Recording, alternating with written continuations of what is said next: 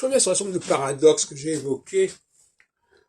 Double paradoxe, double interdépendance entre les hommes et les femmes.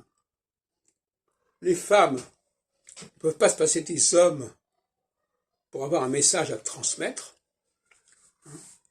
Elles sont tout le temps en train de parler de Proust, de Nietzsche, de Kant, de Hegel, de Socrate et autres Spinoza, qui sont des hommes. Et les hommes qui ont vocation à perpétuer la race et le sang ne peuvent pas ignorer les femmes, parce que c'est par elles que les choses vont se passer. Donc il y a une interdépendance qui pose problème et qui doit être abordée sérieusement, et qui crée des ambiguïtés. Par exemple, il est clair que, d'une certaine façon, moi j'ai vu récemment le film Simone autour de Simone Veil, avec un V, un W comme l'autre Simone. Eh bien, la lutte contre la contraception, c'est bien une volonté de refuser la mission de génération.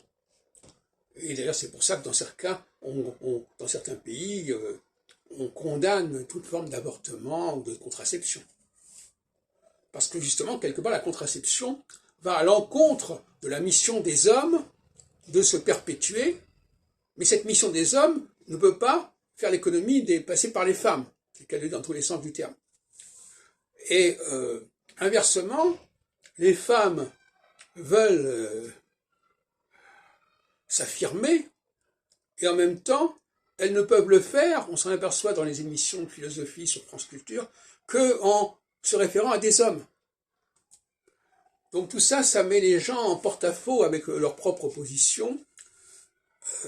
Il faut l'accepter, il faut assumer cette situation ambivalente, ambiguë, où les femmes, pour communiquer, pour transmettre dans l'horizontalité, pour enseigner, doivent se servir d'œuvres masculines, et les hommes, pour perpétuer dans le temps, doivent passer par le corps des femmes. Voilà, c'est la triste réalité qu'il faut assumer et dont on ne parle pas suffisamment à mon goût.